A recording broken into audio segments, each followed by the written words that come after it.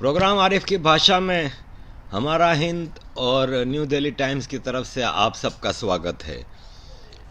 आज के प्रोग्राम वैसे मैं दो हिस्सों में कर रहा हूँ, एक में पाकिस्तान और एक में इंडिया की सूरत हाल के हवाले से। देखें, ये जो बाजवा का दौरा है सऊदी अरब और शाह महमूद कुरैशी की बदतमीज़ी और ये सब चीज़ें जो हैं, ये सब पार्ट ऑफ जो इंटरनेशनल एक गेम एक ऑफ अलायंसेस चल पड़ी है उसका हिस्सा है। और हम इसको शुरुआत करते हैं इस हवाले से कि शाह महमूद कुरैशी ने सऊदी अरब को तड़ियाँ लगाईं और ये सब जो किया। तो देखें, शाह महमूद कुरैशी है ना, उसने जो कुछ कहा वो फ़ौज की मर्ज़ी से कहा, वो बाजवा की मर्ज़ी से कहा। शाह महमूद कुरैशी वो इंसान है जो बग़ैर डिक्टेशन के कुछ भी नहीं कर सकता। ये टॉयलेट भी अपनी मर्ज़ी से नहीं जा सकता। ये इसकी नस्ली तरबियत है। इसके परदादा को अंग्रेज़ों ने टास्क दिया कि तुम कुछ लोगों को जमा करके अपने इलाके में जो क्रांतिकारी हैं, जो हिंदुस्तान की आज़ादी के लिए लड़ रहे हैं, उनके ख़िलाफ़ हमारी मदद करो, मुखबरियाँ भी करो और उनके ख़िलाफ़ लश्कर तैयार करो। तो इसके परदादा ने लश्कर तैयार किए थे और अंग्रेज़ों का साथ दे के कई इलाकों में क्रांतिकारियों को पकड़वाया था। इसके बदले में इनको ये मज़ार मिला था, मुल्तान का ये मज़ार, जिससे करोड़ों रुपए की इनकी आमदनी है। पूरे इलाके के लोगों को इन्होंने चूरन बेच बेच के मुट्ठी में किया हुआ है। फिर आ जाएं, इसके दादा का भी यही रहा, पूरा वक्त अंग्रेज़ों की चमचागिरी में चाटने में लगे रहे, तलवे इनके अंग्रेज़ों के, और ज़मीनें हासिल करते रहे। पाकिस्तान बनने के बाद ये फ़ौज की गोद में चले गए। ज़ाहिर है, ये फ़ौज, जागीरदार, मुल्ला, ये अलायंस ने पाकिस्तान को टेक ओवर किया। पाकिस्तान बनने के बाद ये उस अलायंस का हिस्सा रहे। ज़ियाउल हक ने शाह महमूद कुरैशी के बाप को गवर्नर पंजाब लगाया था। ये डिक्टेशन के बगैर चल सकते हैं? कभी नहीं चल सकते। तो इसलिए ये बात तो आप जहन में रखें कि जो कुछ शाह महमूद कुरैशी ने कहा वो आर्मी के कहने पे कहा। पूरा प्लान था, स्क्रिप्टेड था, जो कुछ किया था। अब क्यों किया था? क्यों इसलिए किया था कि जब आप दर दर के कुत्ते बन जाओ ना, तो ये होता है। आप इस वक्त पाकिस्तान फ़ौज इस वक्त टोटल चाइनीज़ कम्युनिस्ट के कंट्रोल में है, उनके कब्ज़े में है, उनके इशारे पे एक एक चीज़ कर रही है। ये बड़ा स्लो लेकिन लेंथी प्रोसेस था टेक ओवर का। जैसे कि ईस्ट इंडिया कंपनी आई थी, ये प्रोसेस शुरू हुआ था मुशर्रफ दौर में, जो मैं पहले भी बता चुका हूँ कि जब ग्वादर पोर्ट चाइना के हवाले की गई, और उस वक्त बड़ा हंगामा मचा था, क्योंकि ये ग्वादर पोर्ट ही है जिसकी वजह से अफ़गान इन्वेजन और ये सारी चीज़ों के पीछे आप देखें तो ग्वादर पोर्ट सबको ज़रूरत थी, सुपर पावर्स को, अमेरिका को, रशिया को, चाइना को, क्योंकि स्ट्रेटेजिकली बहुत इंपॉर्टेंट जगह पे, और एक बनाना रिपब्लिक की है। तो जब बनाना रिपब्लिक की जो चीज़ होती है वो सबकी कोशिश होती है हथियाने की, और आखिरकार चाइना ने इसमें कामयाबी हासिल की और मुशर्रफ के दौर में कोस्टल हाईवेज़ और ग्वादर पोर्ट बनना शुरू हुई। सी पैक जो आया ना, वो जरदारी के दौर में आया।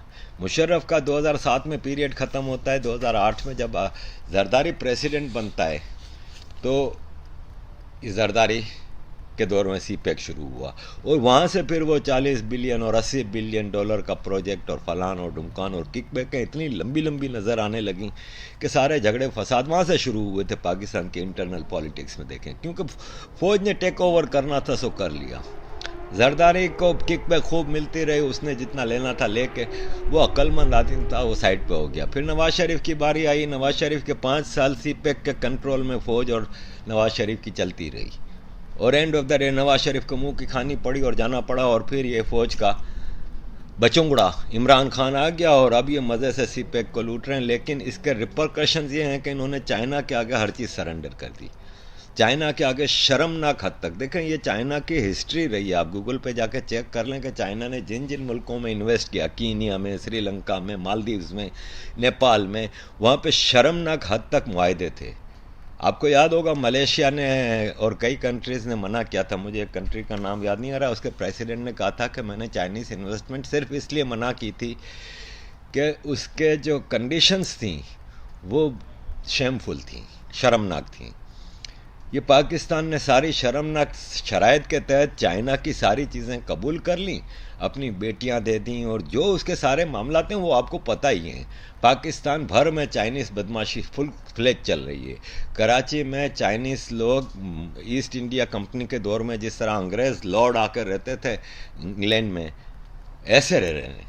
کوئی قانون نہیں، کوئی کچھ نہیں، یہ ٹوٹل کنٹرول حاصل کیا ہوا ہے۔ عوام کے ساتھ جو چونا کر سکتے ہیں، ایون پولیس کو بھی مارتے ہیں، ہر چیز کر لیتے ہیں یہ۔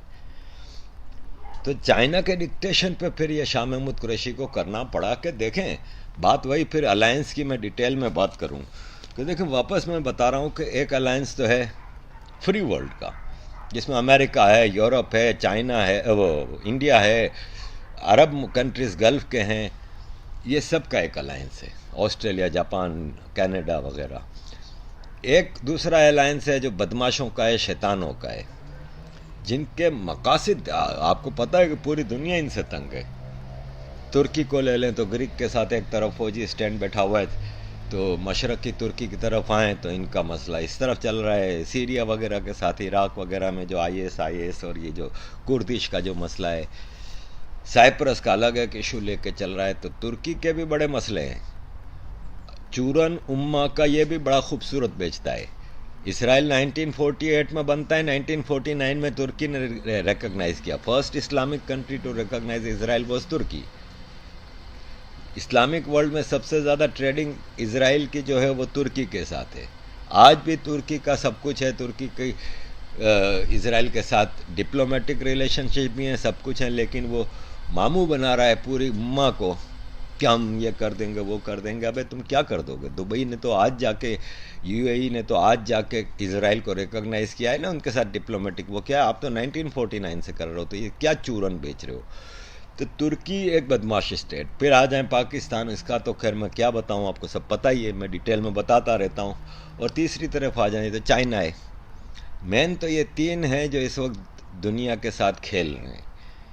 ایسے میں چائنا کا سب سے بڑا جو رسک ہے نا، کیونکہ دنیا جو اس وقت چائنا کو وہ کر رہی ہے، گھیر رہی ہے، تو اس میں India is the main important place, کیونکہ انڈیا کا چائنا کے ساتھ ڈائریکٹ بارڈرز پہ تنازع چل رہا ہے، ایشو چل رہا ہے، اور وہاں پہ معاملات چل رہے ہیں، دنیا انڈیا کے ساتھ کھڑی ہے۔ تو چائنا بھی پھر انڈیا پہ وایا اپنے اسٹوجز اٹیک کر رہا ہے۔ تو چائنا نے کشمیر کو بہت زیادہ، آپ دیکھ رہے ہیں کہ یہ جو ہوا دے رہے ہیں وہ اسی لیے دے رہے ہیں تاکہ انڈیا آکیوپائڈ رہے پاکستان کی طرف۔ آپ دیکھیں کہ 90s اور 2000s میں جو کشمیر میں جو بلڈی ایک وہ چل رہی تھی انسرجنسی، اس میں جو انفلٹریشن ہوتی تھی، آج اس لیول پہ انفلٹریشن ہو رہی ہے۔ آپ کو پتہ ہی ہے کہ پچھلے ایک سال میں آپ دیکھیں، خاص طور پہ جب سے یہ انٹرنیٹ آیا کشمیر میں اور سب چیزیں کھل گئیں اور ان کی لیڈرشپ کو کھول دیا گیا، تو پھر کنیکشنز بحال ہوئے اور ساری پالیسیز اسٹیبلش کر کے اب کئی مہینوں سے آپ دیکھیں کہ روز ہی کشمیر میں کہیں نہ کہیں آرمی کے ساتھ ان کا ٹکراؤ ہوتا ہے۔ یہ اب انڈین آرمی پر اٹیک کرتے ہیں، انڈین آرمی ان کے ہائیڈ آؤٹس پر اٹیک کرتی ہے۔ اس طرح کی چیزیں روز کی بنیاد پہ ہو رہی ہیں، تو اتنا زبردست انفلٹریشن ہو رہا ہے۔ پھر ڈپلومیٹک لیول پہ دیکھیں تو یہ صبح اٹھتے ہی کشمیر کے نام کا چورن شروع کرتے ہیں، تو رات سونے تک، چاہے وہ عمران خان ہو، شیخ رشید ہو، شاہ محمود قریشی ہو، کوئی آرمی کا آفیسر ہو، کچھ ہو، ان کے پاس سوائے کشمیر کے کچھ ہے نہیں۔ یہ سب چائنیز ڈکٹیشن پہ ہو رہا ہے۔ چائنا ان کو پش کر رہا ہے کہ انڈیا کے خلاف زیادہ سے زیادہ وہ کرو، اور چائنا کہہ رہا ہے جیسے میں نے اپنا ایک بلاک بنا لیا ہے غریب ملکوں کو مدد کر کر کے، اس طرح تو تم بھی اسلامک امہ کا چورن بنا کے اب تک کیوں ایک OIC کے ذریعے انڈیا کے خلاف کوئی چیز نہیں لا سکے، وغیرہ وغیرہ۔ تو پاکستان شاہ سے زیادہ شاہ کی وفاداری میں اس وقت امہ کا چورن لے کے کشمیر کشمیر کشمیر، اور ترکی وہاں سے وہ لے کے فلسطین فلسطین فلسطین۔ اس سے یہ، کیونکہ اسرائیل آفٹر آل امریکہ، تو چائنا کا امریکہ سے جھگڑا آپ نے ذہن میں رکھنا ہے۔ اب یہاں پہ بات دراصل یہ ہے کہ پیلسٹائن ایشو اور کشمیر ایشو، یہ دو وہ ایشوز ہیں جس کا چورن امہ کے لوگوں نے، امہ کے لیڈروں نے عام مسلمان کو اتنا چٹایا ہے کہ اصل یہ جو دو ایشوز کے پیچھے فائنینسنگ ہوتی تھی نا، وہ گلف عربین کنٹریز کی طرف سے ہوتی تھی، ان دو ایشوز کو اچھالنے کے لیے۔ یہ فائنینسنگ کرتے تھے خاص طور پہ فلسطین میں، اور پاکستان شیطان ہر جگہ ہوتا ہے. ایسے معاملات میں پاکستان تو سب سے پہلے لوگوں کو چاہیے ہوتا ہے. تو پاکستان کی جو اسکرپٹ ہوتے تھے، جو ڈائریکشن پروڈکشن ہوتی تھی پروگرام ان ڈراموں کی، جو پیلسٹائن میں ہوتا تھا، جو کشمیر میں ہوتا تھا، وہ پاکستان کرتا تھا. اب ڈیموگرافی چینج ہو رہی ہے. عربین کنٹریز نے فیصلہ کر لیا، یہ جو گلف رچ کنٹریز ہیں، کیونکہ عرب میں بھی دو دنیا ہیں. ایک ہے جی سی سی کنٹریز، جس میں you a E, Oman, Bahrain, Qatar, Kuwait اور سعودی عرب 6 کنٹریز ہیں. یہ بھی یورپین یونین کی طرح بارڈر فری اور یہ سب چیزیں ان کا ہے. ڈیولپڈ ہیں، امیر ہیں، آلٹرنیٹ اکانومی بھی ڈیولپ کر رہے ہیں. جیسے دبئی میں کوئی پیٹرول نہیں ہے، لیکن مین ان کی آلٹرنیٹ اکانومی ڈیولپ کر رہے ہیں. سب کچھ اسٹرانگ اپنا وہ کر رہے ہیں. یہ ایک بلاک ہے عرب کا. دوسرا بلاک ہے جو ویری مچ پولیٹیسائزڈ ہے، جن کے بڑے ایشوز ہیں. عراق لے لیں، سیریا لے لیں، جارڈن لے لیں، اس طرف کے علاقے کے سارے آپ عرب کنٹریز لے لیں، مصر ہے، ان سب کی اکانومیاں سب کی فارغ ہیں. ان میں ون وے اور ادر کہیں نہ کہیں ڈکٹیٹرشپ چل رہی ہوتی ہے. اور گلف کے جو عرب کنٹریز ہیں وہ ماڈرنائزیشن کی طرف جا رہے ہیں، وہ اب ریفارمز کی طرف جا رہے ہیں. گلف کے جتنے بھی رولرز ہیں نا، یہ 6 کنٹریز کے، یہ سب امریکہ میں بچپن سے پڑھ لکھ کے بڑے ہوئے ہیں. تو ان کی ایک آئیڈیولوجی ہے، اور اب وہ ایک ریفارمز کی طرف آ رہے ہیں. جو کرنٹ جنریشن آف، یہ خاص طور پہ محمد ہیں، جو دبئی کے محمد، شہزادہ محمد ہیں، ابوظہبی کے کراؤن پرنس شہزادہ محمد ہیں، سعودی عرب کے کراؤن پرنس شہزادہ محمد ہیں. یہ سب جو لیڈرشپ ہے، جو ماڈریٹ لیڈرشپ ہے، وہ اب کہہ رہی ہے کہ امہ کے یہ جو لانگ اسٹینڈنگ 2 چورن ہیں نا، جو جس کی وجہ سے ہم نے امہ کا بیڑا غرق کیا ہوا ہے، اب اس کو ختم ہونا چاہیے. تو انہوں نے فلسطین ایشو کو بھی ون وے اور ادر، عمان، بحرین اور یو اے ای تو اسرائیل کو ایکسیپٹ کر چکے ہیں. سعودی عرب بے شک وہ کہہ رہا ہے، لیکن آپ کو پتہ ہی ہے کہ اسرائیل اسٹیٹ کی اناؤنسمنٹ جب 1948 میں انگلینڈ نے کی تھی، تو باقاعدہ ٹھوک بجا کے سعودی عرب کے شاہ عبدالعزیز سے باقاعدہ ایگریمنٹ ہوا تھا، اور انہوں نے اس کو قبول کیا تھا. تو سعودی عرب کے اپنے کچھ ایشوز ہیں، امہ کی لیڈرشپ، پھر مکہ مدینہ ان کی سب سے بڑی روزی روٹی ہے. آج سے نہیں ہے، 1400 سال پہلے سے بھی ہے. نبی پاک کے زمانے میں بھی یہی پورے عرب ریگستان کا انکم کا ذریعہ تھا. پورے عرب سے قبیلے آتے تھے وہاں پہ حج کرنے اور عمرہ کرنے، اسلام کے آنے سے پہلے سے بھی. تو یہ ان کی بہت بڑی اکانومی ہے. اس حساب سے ان کو امہ کے حساب سے چیزیں کچھ کرنی ہوتی ہیں. لیکن آفٹر آل جی سی سی کنٹریز تو اسرائیل کو ایکسیپٹ کر چکے ہیں. پیلسٹائن ایشو کو اب سیٹلمنٹ کی طرف لے جا رہے ہیں. یہاں بھی ان کا پریشر تھا پاکستان کے اوپر کہ دیکھو تم لوگ ایک غلط کاز کے لیے مسلسل ایک وہ کر رہے ہو. کشمیر کا سیدھا ایشو ہے کہ کشمیر ایکسیشن ٹریٹی موجود ہے اور انڈیا کے ساتھ ایکسیشن ہو چکی ہے، اور یہ انڈیا کا ہے. تو پاکستان کو ڈپلومیٹک لیول پہ سعودی عرب اور عرب کنٹریز کا یہ پریشر ہے کہ اب تم کشمیر کو ختم کرو، اس ایشو کو، اور اس کو معاملے کو سیٹلمنٹ کی طرف لے جانے دو. کیونکہ انڈیا تو اس کو سیٹل کر چکا ہے تقریباً، اور باقی جو تھوڑا بہت اب پاکستان کے قبضے میں، وہ انڈیا کا انٹینشن سامنے نظر آ رہا ہے کہ one day it will be taken back.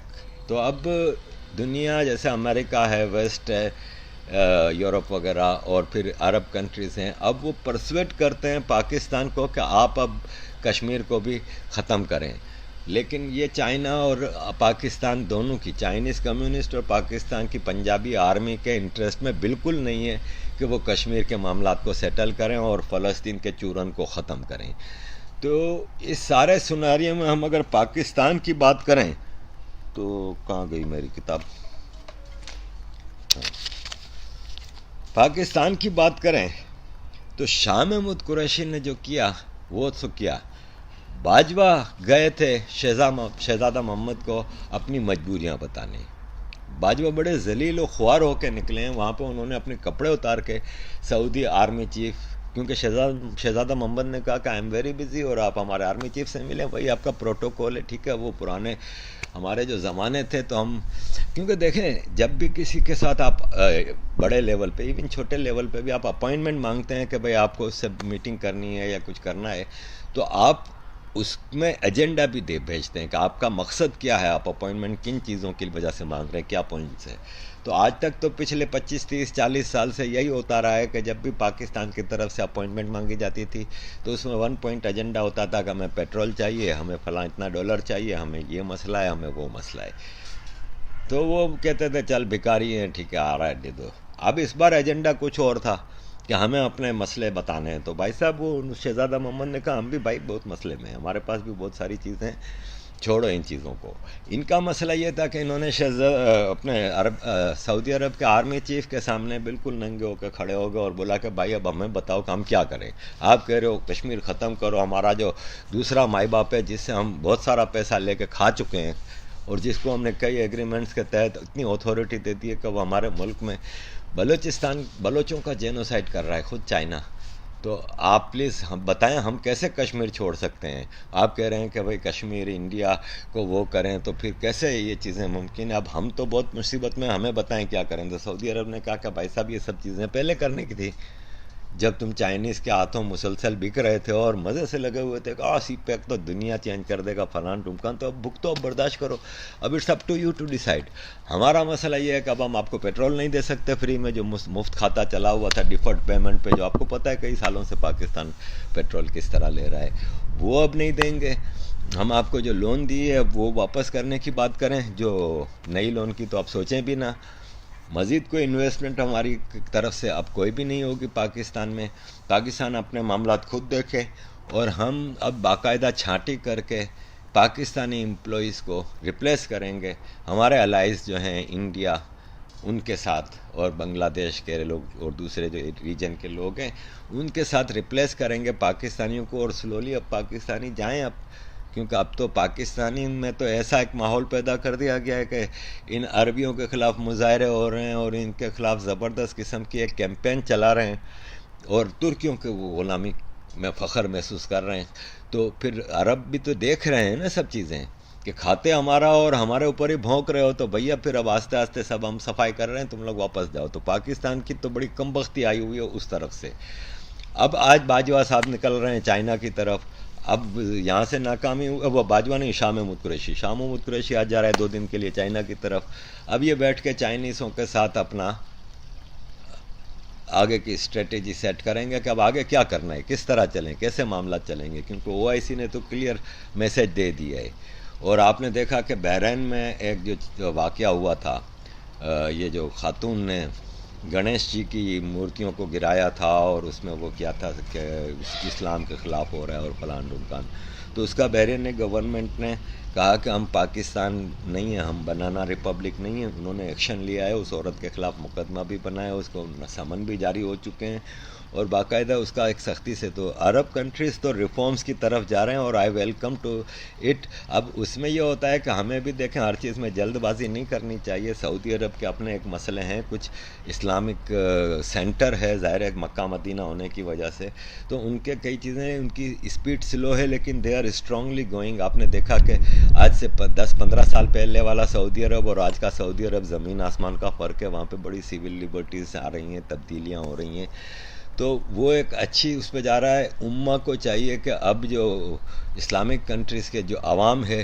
وہ پہلے ان کو جب رول ماڈل مانتی تھی کہ نبی پاک عرب تھے اور ہمیں تو اس کلچر پہ فخر یہ وہ، تو آج اب جب وہ تبدیلی کی طرف جا رہے ہیں تو فالو دیم، کہ آفٹر آل ریلیجن وہیں سے آیا ہے، دے نو بیٹر، کیونکہ نبی پاک عرب ہی تھے اور وہ اسی نسل سے تھے، ادھر کے لوگوں کو زیادہ پتہ ہے۔ تو if they are going towards reforms, why don't you go to reforms also, کیونکہ آفٹر آل دنیا میں ہر چیز کی ریفارمز کی ضرورت ہوتی ہے۔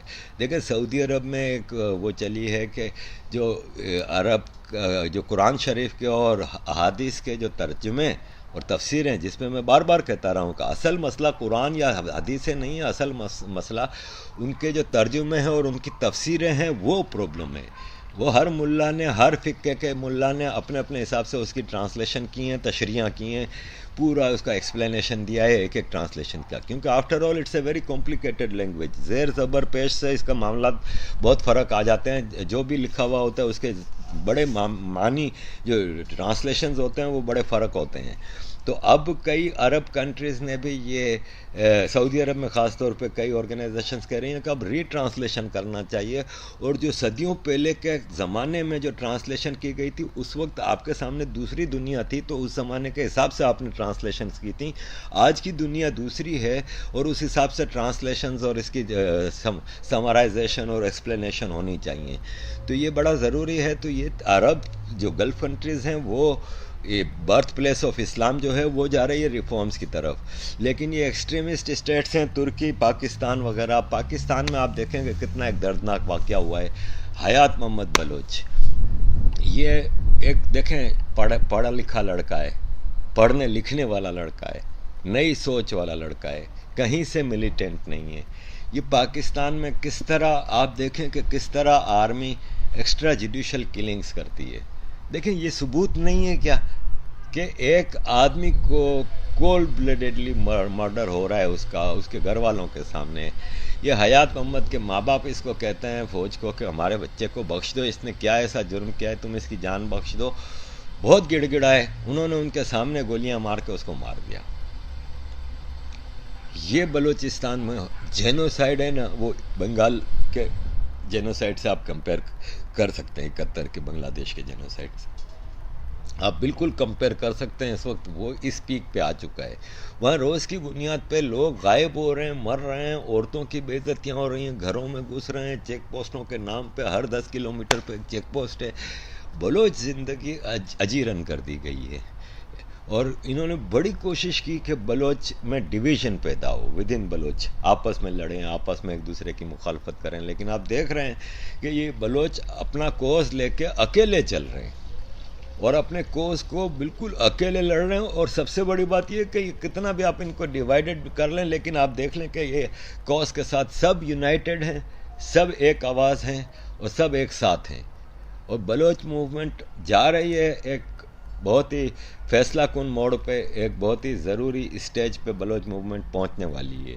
تو ہمیں بھی چاہیے کہ اب کچھ انٹرنیشنل فورسز آئیں اور پاکستان کی فوج کی یہ جو blatant violation of all international norms and rules ہیں نا, اس کو وہ دیکھیں.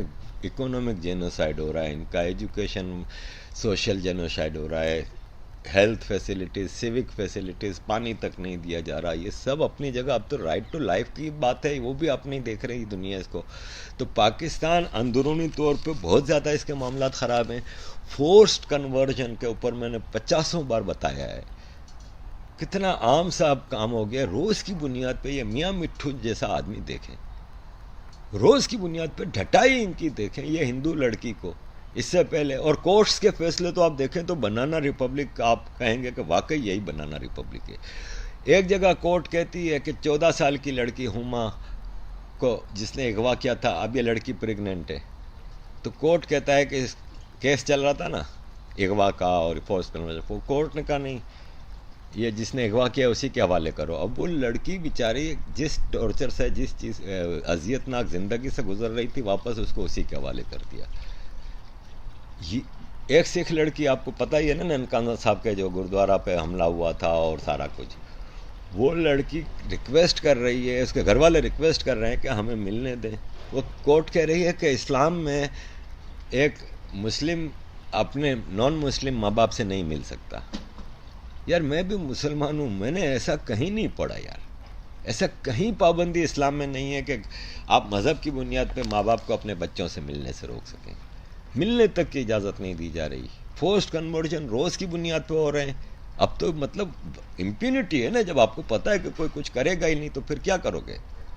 پھر ہر آدمی لگا ہوا ہے, لڑکی اغوا ہو رہی, کوئی بولنے والا نہیں ہے. یہ ہے آپ کے بنانا ریپبلک کی کہانی.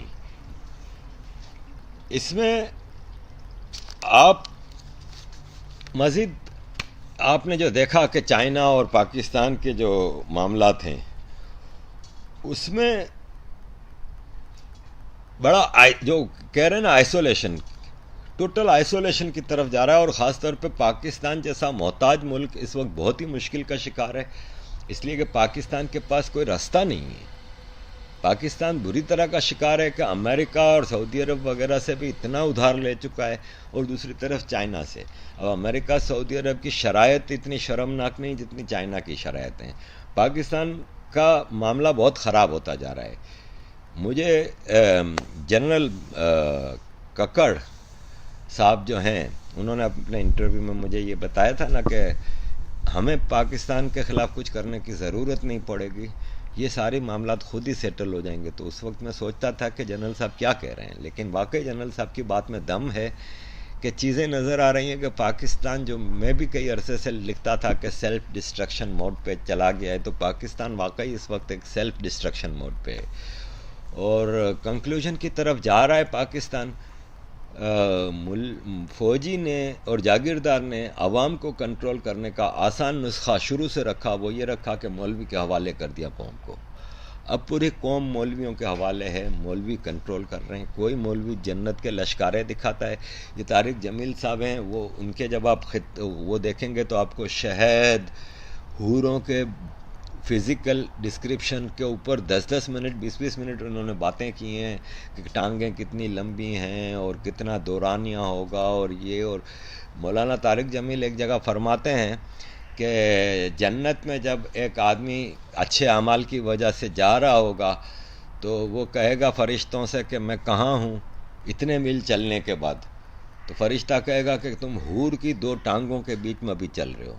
اس طرح کی یہ باتیں کرتا ہے. آپ نے اس کا ایک خواب بھی دیکھا تھا جس میں شہد ٹپکنے والی اور یہ سب چیزیں. ایک طرف اس طرح کے مولوی ہیں جو شراب، شباب اور مطلب وہ جو آپ دیکھتے ہیں کہ ایک ٹی وی ڈرامہ بنتا ہے یا ایک فلم بنتی ہے تو اس کے ٹریلر آتے ہیں، اس کی پبلسٹیاں ہوتی ہیں، اس کے ریویوز ہوتے ہیں. تو یہ مولانا طارق جمیل نے سنبھالا ہوا ہے. ایک طرف ہے ایکسٹریم وائیولنٹ فارم آف اسلام. وہ کیا ہے؟ وہ ہے ان چیزوں کو حاصل کرنے کے لیے آپ کو یہ کرنا پڑے گا، یعنی شراب، شباب، جنت میں یہ سب چیزیں حاصل کرنے کے لیے آپ کو دنیا میں یہ قتل و غارت کیا کرنی ہوگی. مولوی آپ کے خادم حسین رضوی یہ چیزیں ہمیں بتاتے ہیں کہ کس طرح حاصل کرنی ہوگی. اس کا ایک ہی حل ہے، ختم کرو کافروں کو.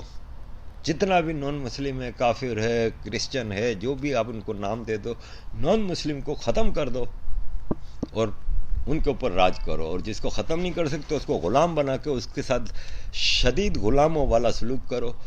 یہی ہے اسلام اور یہی تم لوگوں کے لیے جینے کا راستہ ہے. یہ اس ٹائپ کے مولوی آپ کو بھانت بھانت کے مولوی ملیں گے.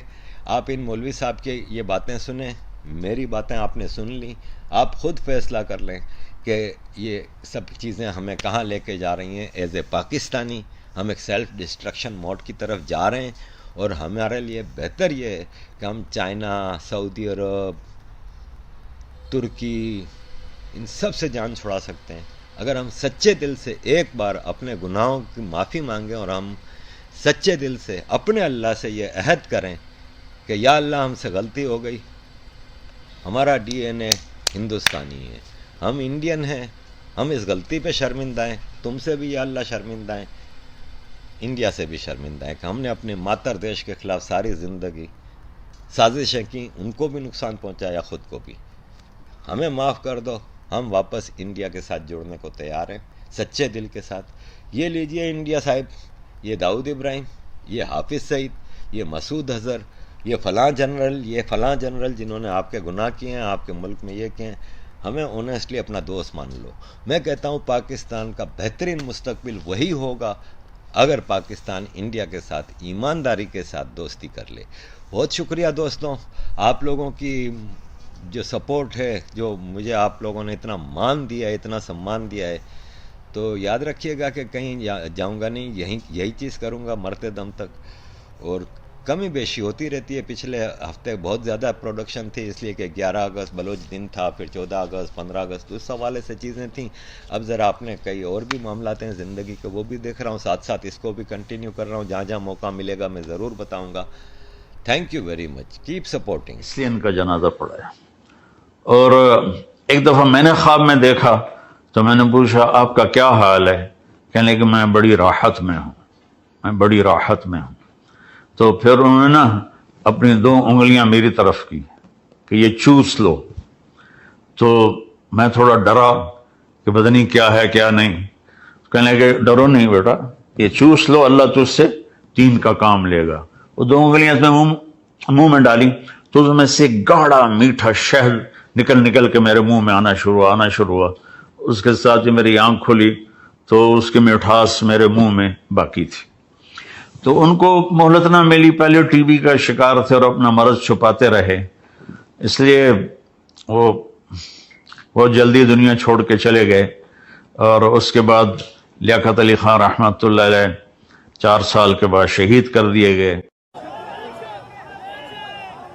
ایڈی وڈی گندا کر دی مسجداں جڑیاں کڑیاں نے جان واسطے رہ گئیاں اور ساڑے بزرگاں اس واسطے قربانیاں دیتیاں. مڑ کے لبیک کے خلاف جی فلان جگہ ریلی نہیں نکالنے دے رہے، تمہارے باپ کا ملک ہے. کوئی لائے اپنا روحانی باپ بھی، جسمانی باپ بھی کوئی لائے جس نے پاکستان بنانے میں حصہ لیا ہو. وہ ہمارے بزرگ تھے، وہ ہمارے بزرگ تھے. اس واسطے بالکل کوئی کسی کی بات نہیں ہے. ہم نے وہی دین بیان کرنا ہے جو رسول اللہ ہمیں دے کر گئے.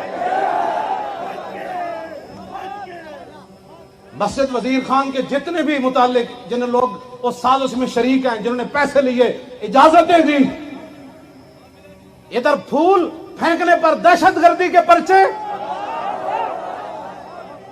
ادھر پھول پھینکنے پر دہشت گردی کے پرچے، اور مسجد میں ناچنے والوں کو صرف یہ کہہ کر چھوڑ دینا کہ اندھا نہیں ہوگا، جو ہوا اس کا ذمہ دار کون ہے. اور انشاءاللہ مسجد وزیر خان میں اندھا جمعہ پڑھوں گا.